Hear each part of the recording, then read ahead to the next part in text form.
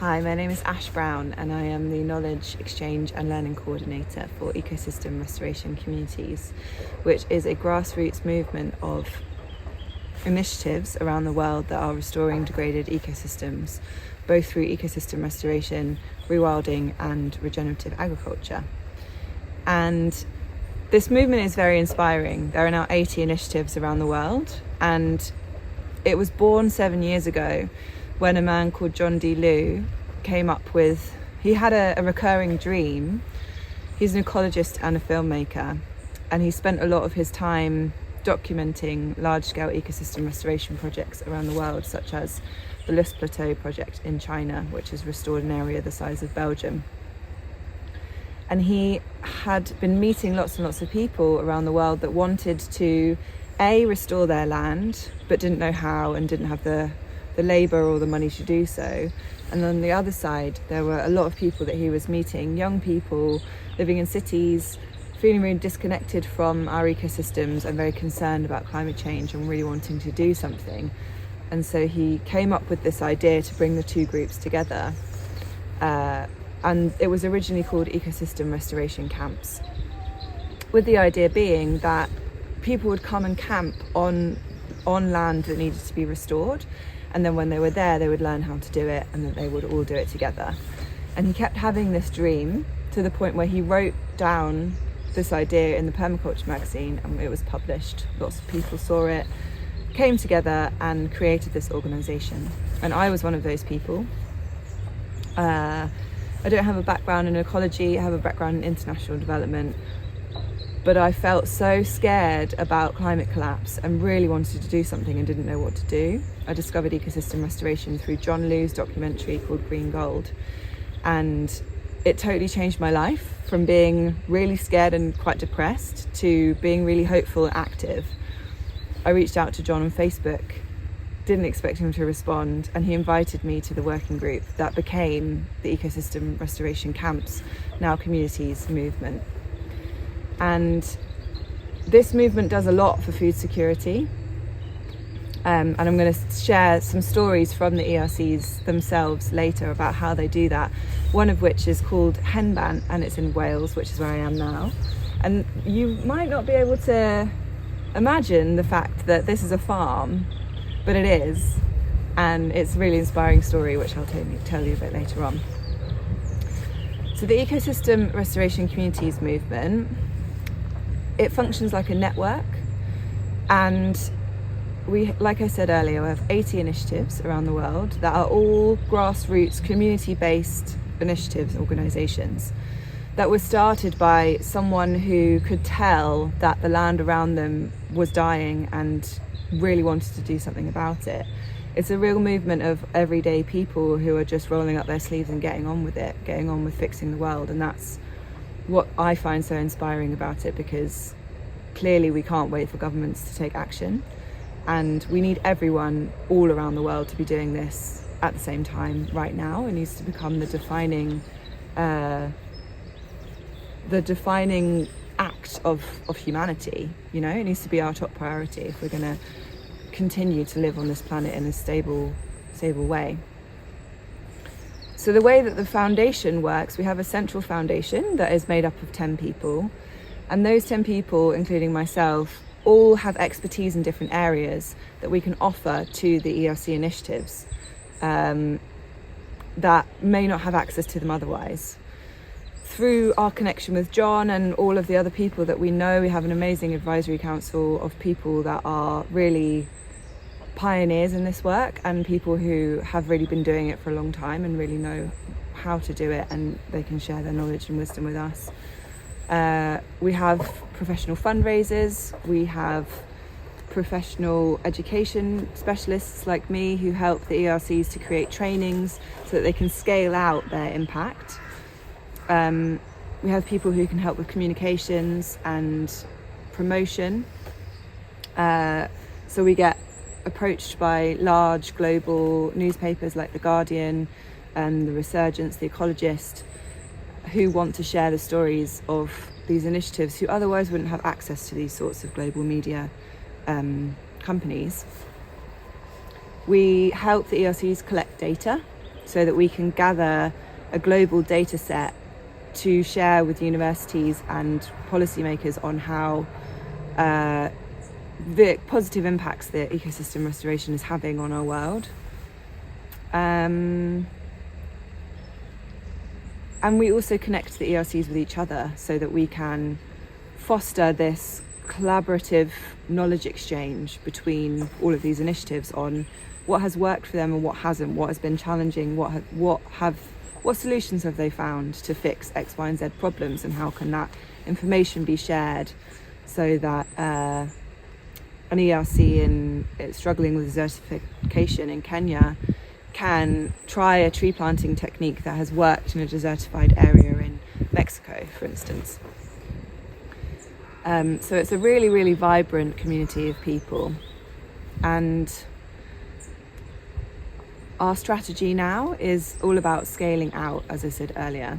And what I mean by that is that there are all of these ERC initiatives restoring land around them that are acting like lighthouses in a way that they can lead the way and show the way for other landowners in their region, in their country, who want to do the same thing.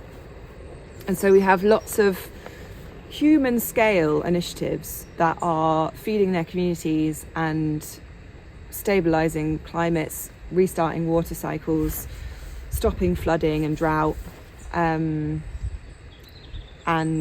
drawing down a lot of carbon.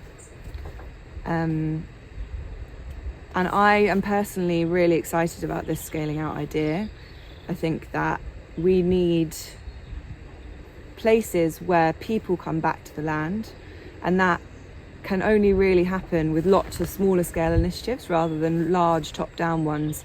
It's a lot more resilient if we have loads of actors collaborating and popping up all over the place, rather than a few large initiatives where if something happens and it fails, then it's not as resilient or as stable a strategy. And one of the ways that we're doing that is by supporting these ERCs to create trainings where they can train people specifically who live in their region or their country by giving them context-specific information on how to find land, on how to finance that land, how to grow food in certain ways that are restorative for the ecosystem. So, for example, right now I'm at a place called Henbant, which has joined the ERC movement recently. And this is a small farm that is having a really big impact. It's using just a couple of acres of land to produce veg for 80 families in their area. They also have beautiful agroforestry systems, some areas that you can't really even tell you're on a farm because they're so wild, like this one here. There's a lot of thorny scrub. There's loads of food plants for our invertebrates, loads of birds. And yeah, if every farm was like this, then I just don't think we would have a problem with climate change or with food security. And what I'm doing with them is supporting them to create a training for people living in the UK that's specifically about how to do this, how to create your own henband farm. Because many young people want to learn, they want to know how they can get out from the city. They know that their lives are unsustainable and unhealthy, and they really want to do something to give themselves a healthier, happier lifestyle, as well as have an impact on climate change and future food and water security issues.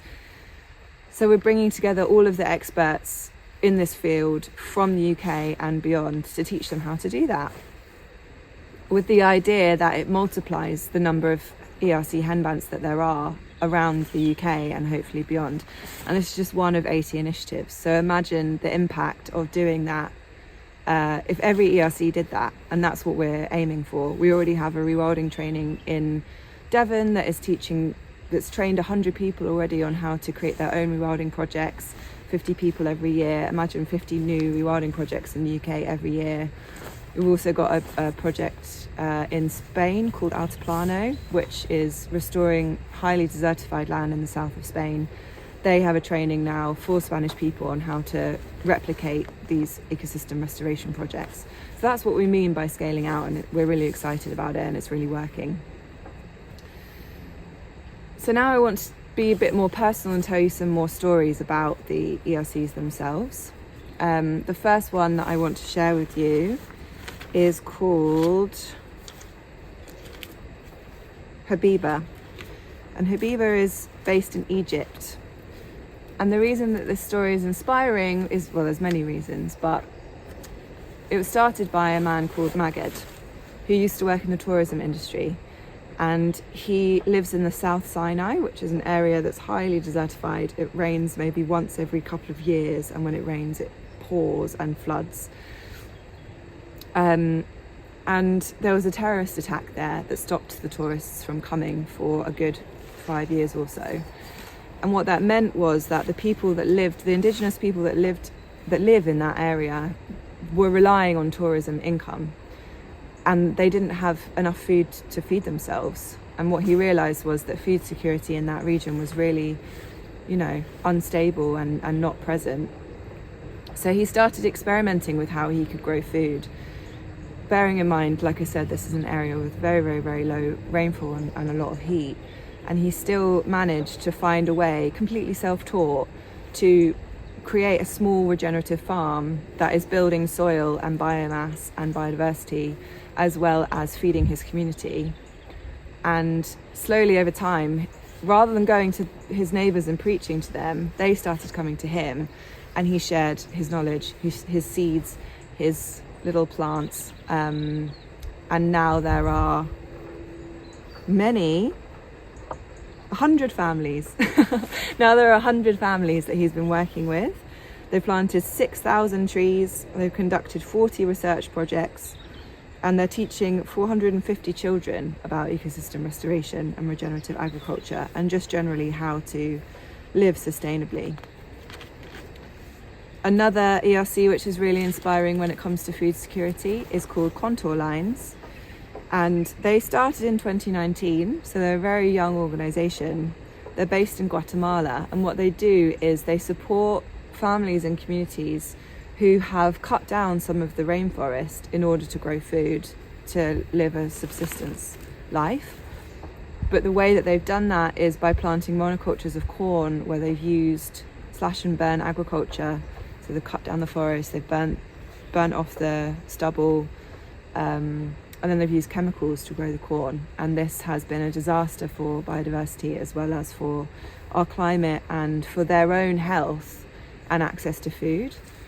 And what Contour Lines has done is that it's come in and offered communities the chance to do it differently and plant agroforests on contour that are really diverse, by giving a community 50 trees and the knowledge of how to plant them and take care of them.